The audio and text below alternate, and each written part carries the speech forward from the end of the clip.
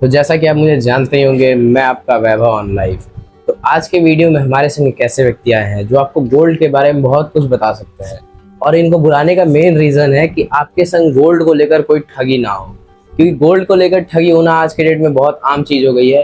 तो मैंने अपने संग बुलाया है दीपक जी को, जो हमारे ही गाँव से बिलोंग करते हैं। और ये ओरा करके कोई कंपनी है, उसमें मैनेजिंग डायरेक्टर के, एरिया मैनेजिंग डायरेक्टर के पोस्ट पे है। तो दीपक जी, कैसे हैं आप? मैं बिल्कुल सही ठीक हूँ और बहुत बहुत धन्यवाद आपको अपने पॉडकास्ट में मुझे इनवाइट करने के लिए।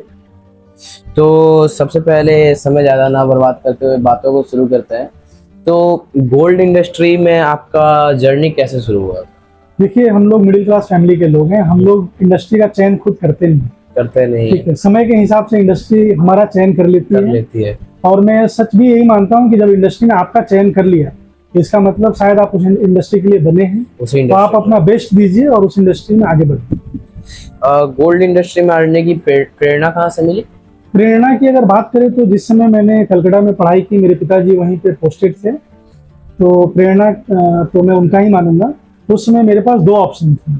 वैन्यूशन में मुझे ज्वाइन करने का एक ऑप्शन था और एक एसएस डायमंड ज्वेलरी बोल के एक कंपनी थी, तो उसमें मेरे पास ऑप्शन था। जब मैंने अपने पिताजी से पूछा, तो चूंकि हम लोग बिहारी फैमिली से बिलोंग करते हैं, तो हमारे लिए प्रेस्टीज थोड़ा ज़्यादा ही मैटर कर जाता है। तो उन्होंने सुझाव दिया कि नहीं, मैं ऐसा चाहूंगा कि आप ज्वेलरी ही ज्वाइन करो। तो गोल्ड मार्केट में सबसे बड़ी चुनौती क्या होती है स्टार्टिंग में? गोल्ड मार्केट में चुनौती की अगर बात कर लें तो चुनौती जैसा कुछ भी नहीं है।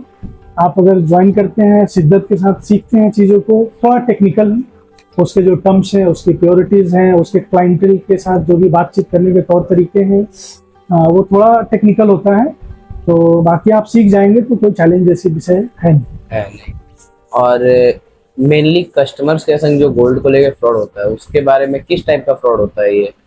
हाँ, देखिए, अगर ज्वेलरी इंडस्ट्री पहले ऑर्गेनाइज नहीं थी तो मैक्सिमम जो फ्रॉड होता है वो प्योरिटी को लेकर। लोग 22 कैरेट की ज्वेलरी के पैसे लेते हैं, 18 कैरेट देते हैं, 18 कैरेट के पैसे लेते हैं, 12 कैरेट देते हैं।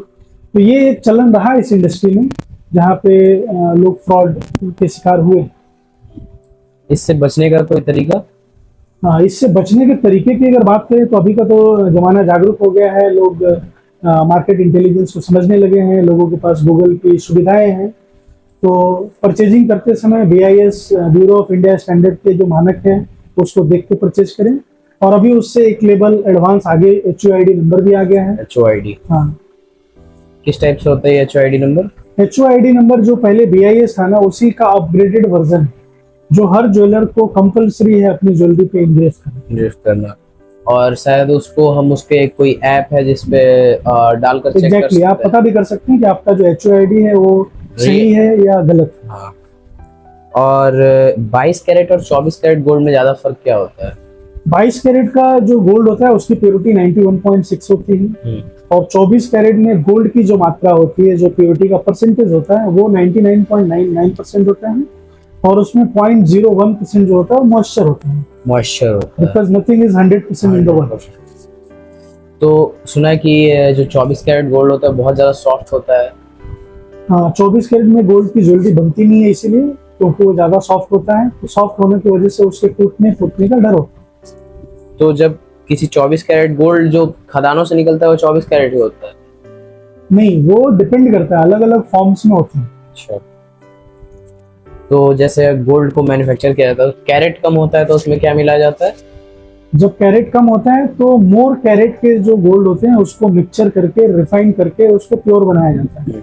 24 कैरेट बनाया जाता है। अगर 18 से 22 बनाना है तो उसमें प्योर को मिक्स किया जाता है ताकि उसकी प्योरिटी अपग्रेड हो। और जो मार्केट में 18 कैरेट गोल्ड है, उसमें क्या मिलाया जाता है कि वो 24 से कम होता है? 18, 16, 9 कैरेट भी हाल फिलहाल में इंट्रोड्यूस हुआ है। उसमें अदर मेटल्स को ज्यादा प्रयोग किया जाता है मिक्सिंग के दौरान, तो उसकी गोल्ड की प्योरिटी कम हो जाती है। जैसे silver, zinc, copper, based on requirement of gold colour mix किया जाता है, तो उसकी प्योरिटी गोल्ड की कम होती चली जाती है। अच्छा, गोल्ड के कुछ टाइप भी होते हैं, जैसे मैंने सुना कि रोज गोल्ड, व्हाइट गोल्ड, इसका क्या मतलब है? किस टाइप के गोल्ड्स होते हैं? हाँ, गोल्ड में देखिए, मतलब पहले अमूमन लोग जानते थे कि गोल्ड मतलब येलो, लेकिन ऐसा नहीं है। अभी मेट्रोज में, इनफैक्ट पटना जैसे सिटीज में भी व्हाइट गोल्ड का भी चलन है और रोज गोल्ड का भी चलन है, येलो गोल्ड का भी चलन है, एंटिक का भी चलन है जो थोड़ा ब्लैकिश टाइप का होता है।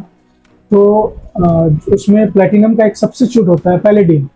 तो पैलेडियम को मिक्सचर करके गोल्ड को व्हाइट बनाया जाता है और व्हाइट बनाते समय ये सिर्फ एक पॉलिश नहीं होती है, पूरा जो मेटल होता है वो व्हाइट हो जाता है, पूरा मेटल व्हाइट हो जाता है। यस, अगर आप उसको मेल्ट करेंगे तो उसमें से व्हाइट निकलेगा, येलो नहीं निकलेगा। तो फिर उसके वैल्यू पे कोई फर्क? वैल्यू में कोई फर्क नहीं आता है, क्योंकि अगर आपका 18 कैरेट का गोल्ड है तो उसमें भी 75% प्योरिटी है। और अगर आपका व्हाइट गोल्ड है तो भी 75% प्योर होगा, आपका रोज गोल्ड होगा तो भी 75% होगा, येलो गोल्ड होगा तो भी 75% होगा। रोज गोल्ड में क्या मिलाया जाता है? रोज गोल्ड में जिंक मिलाया जाता है ताकि उसके कलर का गुलाबी टाइप में होता है। यस। अच्छा, इंटरनेशनल मार्केट और इंडियन मार्केट के गोल्ड में क्या फर्क है, मतलब प्राइसिंग को लेकर? टैक्सेशन के अलावा कोई फर्क विशेष नहीं होता है। हाँ, करेंसी के जो कैलकुलेशंस होते हैं, मैट्रिक्स होते हैं, वो सिर्फ अलग अलग होते हैं। अदरवाइज बाकी अगर इंटरनेशनल या इंडियन मार्केट में आप देखेंगे तो गोल्ड के रेट आपको अमूमन एक जैसे ही है। एक जैसे ही होता है। तो सुनने में आता है कि दुबई जैसी कंट्रीज में बहुत सस्ता गोल्ड मिलता है। ये एक मिथ है, लोगों को जानकारी का अभाव है। अभी जैसे मान के चलिए आप किसी स्टोर में गए और आपने पूछा गोल्ड का क्या रेट है, तो उसने 22 कैरेट का रेट बताया। कोई ऐसी जगह है जहाँ 18 कैरेट का चलेगा तो वो रेट कम बताएगा अमूमन, और लोगों को लगेगा कि ये सस्ता है, लेकिन दोनों की प्योरिटी में फर्क होता है। और अभी के समय में इन्वेस्टमेंट करना सही है या नहीं गोल्ड में? बिल्कुल, गोल्ड और जमीन एक जैसी चीजें हैं। सदियों से इन्वेस्टमेंट का सबसे राइट फॉर्मूला है। तो कभी भी किसी भी वक्त में आप इन्वेस्ट कीजिए गोल्ड में, ये हमेशा अच्छा होता है। गोल्ड ने हमेशा हर 5वें साल डबल का रिटर्न दिया है और आगे भी देता रहेगा। बेस्ट फॉर्म क्या होता है, ज्वेलरी हो गया या फिर कॉइन्स टाइप में? अगर आप प्योर इन्वेस्टमेंट की चर्चा कर रहे हैं तो मैं सजेस्ट करूंगा आपको बार कॉइन में इन्वेस्ट करना चाहिए। बार यानी biscuit type? Biscuit type, exactly, क्योंकि उसमें सिर्फ जीएसटी का ही आपका डिफरेंस जाएगा, मैन्युफैक्चरिंग वगैरह तो होता नहीं। और अगर आप ज्वेलरी फॉर्म में करते हैं तो अमूमन 10% से लेके 15%, कुछ ज्वेलरी में 20% की भी मेकिंग होती है। तो जो आपको कंपनसेट होने में टाइम लगेगा। कंपनसेट, मान लीजिए कि मार्केट बढ़ा ही 15%, तब तो आपको जितने में खरीदे थे उतना ही पड़ गया। एग्जैक्टली। लेकिन हाँ, उसके अलावा एक ये भी तथ्य है कि ज्वेलरी ही आपके परिवार के चेहरे पे मुस्कान लेकर आ सकती है, बाहर लेकर नहीं ला सकती है। सबसे मेन बात यही है। कोई नया इन्वेस्टर है तो उसे किस ऑप्शन की शुरुआत करनी चाहिए? मतलब ट्रेडिंग हो गया या फिर ये गोल्ड में इन्वेस्ट करना। तो कोई नया इन्वेस्टर है जो कि सोच रहा है मैं इन्वेस्ट करूं, तो गोल्ड में करना चाहिए, ट्रेडिंग में करना चाहिए? मेरे हिसाब से ट्रेडिंग एक टेक्निकल विषय है जिसमें अगर आपको स्टडी है, कंट्रोल है, आप जानकारी रखते हैं उसकी, तो ही ट्रेडिंग करें, अन्यथा ना करें। और गोल्ड में बहुत ज्यादा टेक्निकल होने की जरूरत नहीं है, सबको पता है कि आगे जाएगा, थोड़ा नीचे भी आएगा। तो अगर आपने पेशेंस रखा तो आपको नुकसान देख के कभी नहीं। और डिजिटल गोल्ड और फिजिकल गोल्ड में क्या फर्क है?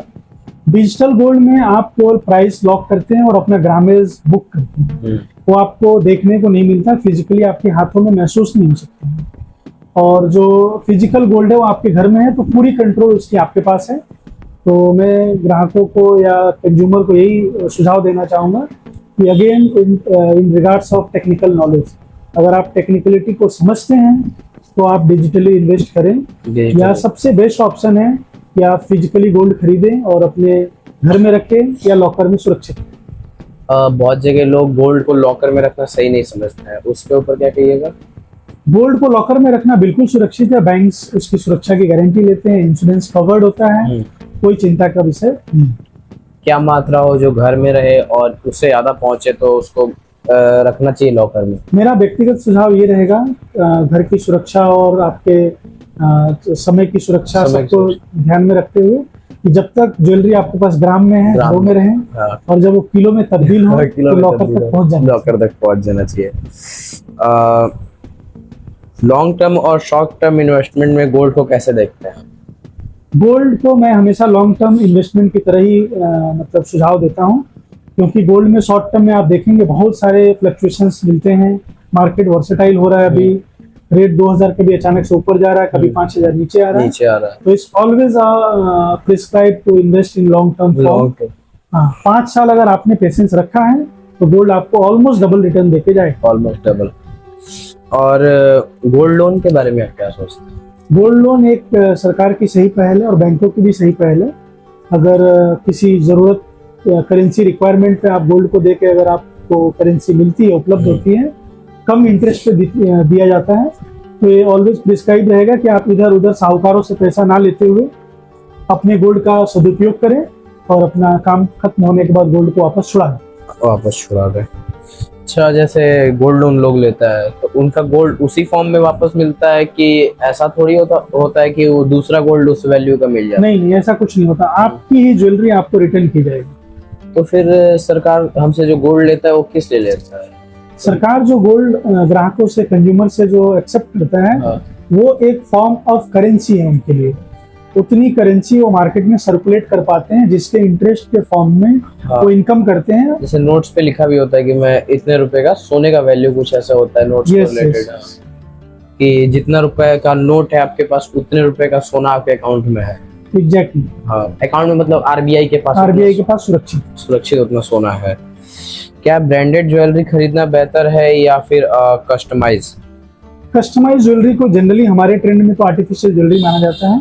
आर्टिफिशियल तो आपके क्षणिक सौंदर्य के लिए है, तो मैं तो ऑलवेज प्रेफर करूंगा कि लोग ब्रांडेड ज्वेलरी की तरफ जाएं, क्योंकि वहाँ ठगी और किसी भी प्रकार की स्कोप नहीं है किसी को चीट करने। मार्केटिंग चार्ज और वेस्टेज चार्ज क्या होता है और ये कैसे काम करता है? मेकिंग चार्ज और वेस्टेज जो होता है, वेस्टेज एक अलग विषय है। वेस्टेज में ज्वेलरी बड़े बड़े होलसेलर्स को प्रोवाइड की जाती है, मतलब ज्वेलर्स परचेज करते हैं वेस्टेज में। अच्छा। और ग्राहकों को जब वो ज्वेलरी मुहैया होती है तो मेकिंग चार्ज के माध्यम से कैलकुलेट होकर मुहैया होती है। मेकिंग चार्ज तो मतलब वो जो मेकिंग कर उसको मैन्युफैक्चर से रिलेटेड होता है कि उसका जो डिजाइनिंग होता है इससे रिलेटेड होता है? मेकिंग चार्ज हर डिजाइन के अलग अलग होते हैं। कुछ डिजाइन के वेस्टेज ज्यादा होते हैं, कुछ डिजाइन के वेस्टेज कम होते हैं। बेसिकली अगर आप देखें तो मशीन मेड जितने डिजाइन हैं उनका वेस्टेज थोड़ा कम होता है अमूमन, और जो हैंडमेड ज्वेलरीज होती है उसका मेकिंग चार्जेस ज्यादा होता है। गोल्ड खरीदते समय किन बातों का ध्यान खासकर रखना चाहिए? सबसे खास ध्यान रखना चाहिए गोल्ड खरीदते समय कि आपकी ज्वेलरी BIS हॉलमार्क है या नहीं, या HUID अवेलेबल है कि नहीं। दोनों में से अगर कोई भी मानक उपलब्ध है तो आप आसानी से ज्वेलरी परचेज कर सकते हैं। एक अच्छा गोल्ड मार्केटिंग प्रोफेशनल बनने के लिए क्या क्या स्किल जरूरी होती है? एक अच्छा गोल्ड प्रोफेशनल बनने के लिए सबसे पहले तो ये ग्राहक सर्विस डिपेंडेंट इंडस्ट्री है। आपको ग्राहकों का सम्मान, आपके भाषा में पोलाइटनेस, मधुरता और आपके व्यवहार में ईमानदारी, ये कुछ जरूरी तथ्य हैं जो आपके पास अवेलेबल होना चाहिए।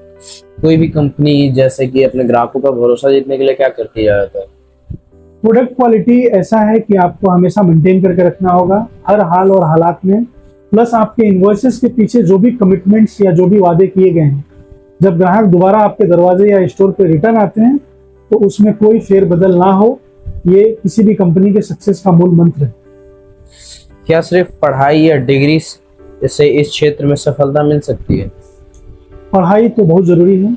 एक पढ़ा लिखा इंटेलेक्चुअल आदमी, शिक्षित व्यक्ति चीजों को बहुत आसानी से समझ जाते हैं, तो पढ़ाई तो मतलब मूल जरूरी चीजें हैं। बट सिर्फ उससे मिलना पॉसिबल है कि अगर आप सिर्फ पढ़ाई किए और स्किल ना हो तो? लेकिन आने के बाद आपको अपने स्किल के ऊपर काम करना होगा, स्किल को डेवलप करना होगा, तभी आप इस इंडस्ट्री में आगे तक कामयाबी का सफर तय कर सकते हैं। और कोई इसमें आना चाहे तो उसको किस तरह की पढ़ाई करनी होती है गोल्ड मार्केट में आने के लिए? हाँ, देखिए कुछ लोग पढ़ाई करके भी आते हैं। जैसे आज के डेट में बहुत सारे कोर्सेस अवेलेबल हैं, IGI के माध्यम से, GIA के माध्यम से, डिजाइनिंग के बहुत सारे कोर्सेस है, ज्वेलरी डिजाइनिंग के। तो कुछ लोग एक्सपर्ट बन के पढ़ाई लिखाई करके भी ज्वाइन करते हैं, कुछ लोग कॉलेज पास आउट करके फ्रेशर भी ज्वाइन करते हैं, जो इस इंडस्ट्री में रहते रहते चीजों को सीख भी लेते हैं और धीरे धीरे स्किल हो जाए। इस बिजनेस में फैमिली बैकग्राउंड या मार्केटिंग दोनों में से बेटर क्या होता है? देखिए, इस इंडस्ट्री में आने के लिए जरूरी नहीं है कि आपका फैमिली बैकग्राउंड हो। बिना बैकग्राउंड के लोग भी आके इस इंडस्ट्री में स्किल को सीख सकते हैं और अपने स्किल के अनुरूप आगे बढ़ सकते हैं। अगर कोई बिजनेस स्टार्ट करना चाहता है तो अगर उसकी फैमिली बैकग्राउंड पहले से इस चीज में है तो उसको ज्यादा आसानी होगा, या जो व्यक्ति आता है न्यूली और मार्केटिंग के भरोसे उसको ज्यादा आसानी होगा? दोनों जो विषय है ना, वो स्किल के ऊपर निर्भर है। स्किल के ऊपर आपका फैमिली बैकग्राउंड है और आपके पास स्किल का अभाव है तो आप सक्सेस नहीं पा सकते। अगर आपका फैमिली बैकग्राउंड नहीं भी है और आपने स्किल को डेवलप किया, ट्रेंड के हिसाब से चीज़ों को स्टार्टअप किया आपने, तो आप सक्सेस हो सकते हैं। और अगर कोई इस फील्ड में आना चाहता है तो उसका सबसे पहला कदम कहाँ उठाना चाहिए, पढ़ाई को लेकर, या फिर कहीं से शुरुआत करना चाहिए, या किसी के अंडर रह के सीखना चाहिए? प्रिस्क्राइब तो यही होगा कि इस इंडस्ट्री को अगर आप स्टार्टअप के तौर पे चालू करना चाहते हैं इन एनी फॉर्म, आप पहले किसी ज्वेलर्स के पास ज्वाइन करें या किसी ब्रांडेड कंपनीज में ज्वाइन करें, जैसे तनिष्क, मलाबार, कल्याण, ओरा, जैसी बहुत सारी कंपनियां हैं मार्केट में। आप ज्वाइन करें, चीज़ों को सीखें, क्योंकि ये टेक्निकल इंडस्ट्री है, सीखना बहुत ज़रूरी है। और जब तक आप ग्राहक के साथ और ज्वेलर्स के कनेक्ट में नहीं जाएंगे तो इंडस्ट्री का सारा इन आउट आपको पता नहीं होगा। क्या सेल्स और मार्केटिंग स्किल के बिना इस फील्ड में ग्रोथ संभव है? सेल्स और मार्केटिंग स्किल के बगैर इस इंडस्ट्री में ग्रोथ करना संभव नहीं है, क्योंकि स्किल ही किसी भी इंडस्ट्री में ग्रो करने का फॉर्मूला है। तो अगर आपके पास स्किल का अभाव है तो आप स्किल को डेवलप करें ज्वाइन करने के बाद, क्योंकि स्किल्ड आदमी ही डिलीवर कर सकते हैं। अगर आपके पास स्किल का अभाव है तो आप वो डिलीवर ही नहीं कर पाएंगे जो आप डिलीवर करना चाहते हैं। फ्यूचर में गोल्ड इंडस्ट्री को आप किस दिशा में बढ़ते हुए देख रहे हैं? अभी अगर आप देखेंगे वैभव जी, तो 4% ही इंडस्ट्री जो है ऑर्गेनाइज, इतना ब्रांड आने के बावजूद अभी भी 96% जो ज्वेलरी इंडस्ट्री है अनऑर्गेनाइज। आप देखते होंगे हर शहर में एक सराफा मार्केट होता है, सोनारों की दुकानें होती है लाइन से, वो 96% का शेयर उनके पास है। तो अभी भी 96% स्कोप है इंडस्ट्री को ग्रो होने। और सबसे ज्यादा गोल्ड किस कंट्री के, मतलब फीमेल्स के पास ज्यादा ज्वेलरी है सबसे ज्यादा? आप इंडिया को उसमें नंबर वन मतलब ज्वेलरी के लिए कनेक्टेड है इंडिया के लोगों के साथ। ज्वेलरी का ट्रेंड इंडिया में सबसे ज्यादा है, सबसे ज्यादा यहाँ पहनने के लिए ज्वेलरी सबसे ज्यादा खरीदी जाती है और बेची जाती है। और अदर कंट्रीज में? अदर कंट्री में लोग ज्वेलरी को बहुत लाइट वेट ज्वेलरीज पहनते हैं, वो लोग हेवी वेट ज्वेलरी पहनते नहीं, वो अवॉइड करते हैं, और वो लोग इसको इन्वेस्टमेंट के तौर पे ज्यादा इन्वेस्टमेंट के तौर पे ये करते हैं, रिजर्व करते हैं।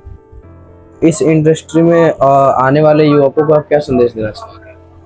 देखिए, मैंने जैसे पहले ही बोला आपको कि इंडस्ट्री अभी भी 96% अनऑर्गेनाइज है, तो बहुत बड़ा एक स्कोप अभी भी युवाओं के लिए सामने खड़ा है। तो अभी तो आप देख रहे होंगे कि इनिशियली 2-3 ही ब्रांड थे, आज ज्वेलरी के कम से कम 15 से 20 रिनॉन्ड ब्रांड है जो मार्केट में अपना बिजनेस कर रहे हैं। और कभी आपने सोचा नहीं था कि गोपालगंज तक भी ज्वेलरी के ब्रांड्स आएंगे। आज गोपालगंज में रिलायंस ज्वेल्स खुल चुका होगा। तो आने वाले समय में एक एक शहर में 50-50 ज्वेलरी के ब्रांड होंगे। तो ह्यूज स्कोप है ज्वेलरी इंडस्ट्री में युवाओं के लिए, और गुड पेड अमाउंट की इंडस्ट्री है, अच्छी सैलरी दी जाती है। और महिलाओं के लिए गोल्ड इंडस्ट्री कैसा मौका देती है? महिलाएं, हमारी इंडस्ट्री बेसिकली महिलाओं के लिए सबसे सुरक्षित होती है। इसको आप बैंकिंग जॉब की तरह मान सकते हैं। जैसे एक महिला बैंक के जॉब में रिस्पेक्ट के साथ और कंफर्ट के साथ जॉब करती है, उसी तरह से महिलाओं के लिए ये काफी सुरक्षित जगह होता है। कस्टमर्स भी जो आते हैं ज्वेलरी में परचेज करने के लिए अच्छी फैमिली के होते हैं, अच्छे बैकग्राउंड के होते हैं, और कभी भी कोई व्यक्ति नशा करके ज्वेलरी परचेज नहीं करता है। तो उस समय उसका बातचीत करने का बात, तौर तरीका, व्यवहार सब कुछ बेटर होता है। तो महिलाओं के लिए सबसे सुरक्षित है, और हमारे इंडस्ट्री में तो 70% महिलाएं ही काम करती हैं ज़्यादातर। और गोल्ड इंडस्ट्री जैसे है कि, और डायमंड इंडस्ट्री, इसमें ज्यादा बड़ा कौन सा है?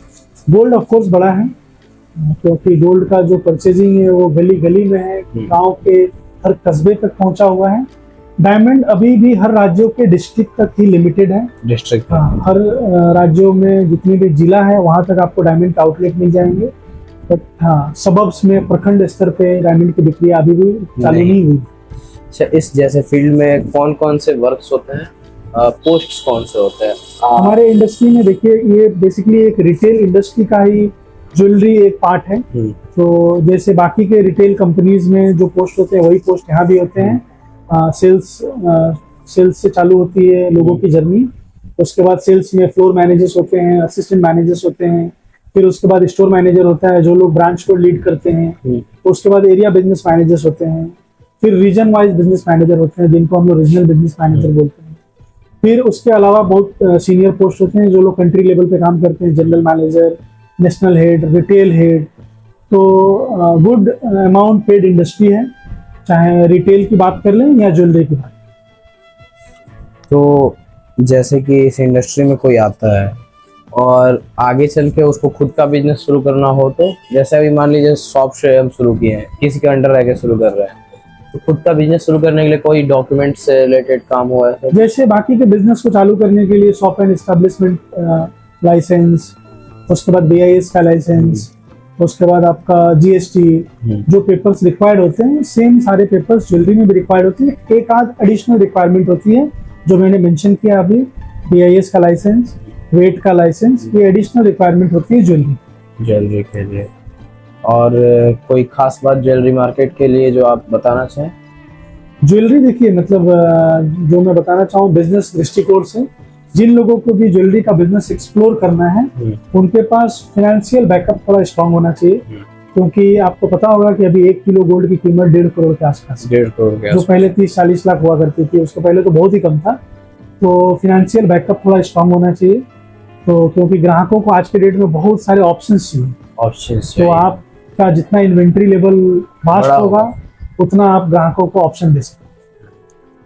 जैसे कि अगर किसी गोल्ड के शॉप में चोरी हो जाता है तो उसको वो कैसे रिकवर करता है? कोई रिकवर? देखिए, जो ऑर्गेनाइज ज्वेलर्स हैं या ऑर्गेनाइज रिटेल ब्रांड्स हैं, उनकी सारी ज्वेलरी इंश्योर्ड होती है, इंश्योरेंस होता है। यस, इंश्योरेंस के साथ लैस होता है। तो अगर कोई घटना दुर्घटना घटती है तो उसका रिकवरी इंश्योरेंस कंपनी करके देती है। तो वो इंश्योरेंस उनके दुकान तक ही सीमित रहता है कि घर जाने तक रहता है? इंश्योरेंस 2 माध्यम से होते हैं। कुछ लोग ट्रांजिट पे भी इंश्योरेंस लेते हैं, कुछ लोग इन ट्रांजिट का भी इंश्योरेंस लेते हैं। तो हर कंपनियां, जो बड़ी कंपनियां हैं, वो ट्रांजिट इन ट्रांजिट का भी इंश्योरेंस लेके रखती है कि अगर कोई ज्वेलरी उनके दुकान से कहीं किसी कस्टमर के घर सिलेक्शन के लिए आवागमन हो रही है तो उस बीच का भी इंश्योरेंस कवर्ड होता है। मतलब घर पे, और अगर कोई कस्टमर के हाथ में आने के बाद वो इंश्योरेंस खत्म हो जाता है? कुछ कंपनियां कस्टमर्स के घर तक बिकने के बाद भी इंश्योरेंस देती है। तो इस इंश्योरेंस में क्या फायदा होता है कि अगर कोई थेफ्ट है, प्रूव्ड हो गया, FIR हो गया, तो इंश्योरेंस कंपनियां उसका वहन करती हैं। तो इसका लोग गलत फायदा भी तो उठा सकता है? नहीं, गलत फायदा उठाने का स्कोप इसलिए नहीं है कि अनटिल अनलेस FIR नहीं होगा, चीजें वैलिडेट नहीं होगी, तब तक इंश्योरेंस कंपनी पैसे नहीं देगी। अगर मान लीजिए कोई फेक चोरी का पूरा सिनेरियो बनाकर खुद ही गोल्ड रख लिया तो? मैनिपुलेशन तो देखिए ऑलवेज हो सकता है, मैं इस बात को कहता हूं, लेकिन इंश्योरेंस कंपनियां भी इतनी बेवकूफ नहीं है कि कोई मैनिपुलेशन करके ज्यादा दिन बच पाए। तो वीडियो को ज्यादा बड़ा ना करते हुए हम लोग यहीं पे एंड करेंगे। आखिर में कुछ आप लोगों को बोलना चाहे गोल्ड को खरीदने को लेकर? हाँ, देखिए, सबसे पहले तो बहुत बहुत धन्यवाद वैभव जी, आपने मुझे बुलाया और मुझे अच्छा लगा कि आपने पॉडकास्ट चालू किया और बहुत सारे लोगों को आप बुलाते हैं, आमंत्रित करते हैं, अलग अलग विषयों पर चर्चा करते हैं, लोगों को इसकी जानकारी मिलती है। और मैं आपके माध्यम से आपके दर्शकों को भी ये कहना चाहूँगा कि ऐसे ज्ञान वाले जो भी वीडियोस हैं वो आप लोग ज़रूर देखें, ताकि ऐसे फर्दर आपको कुछ सीखने सिखाने जैसे वीडियो आप तक आती रहे। और मेरा जहाँ तक विषय है, मैं आपके परिवार से बहुत पुराना जुड़ा हुआ हूँ। आपके दादाजी मेरे पिताजी के बहुत अभिन्न मित्र थे, प्रेमी थे, तो इस परिवार से मेरा वर्षों का नाता है। तो बहुत बहुत धन्यवाद आपको मुझे यहाँ पे बुलाने के लिए। चलिए, तो आपसे हम विदा लेते हैं और अगली वीडियो मिलेंगे किसी और नए गेस्ट के साथ। धन्यवाद।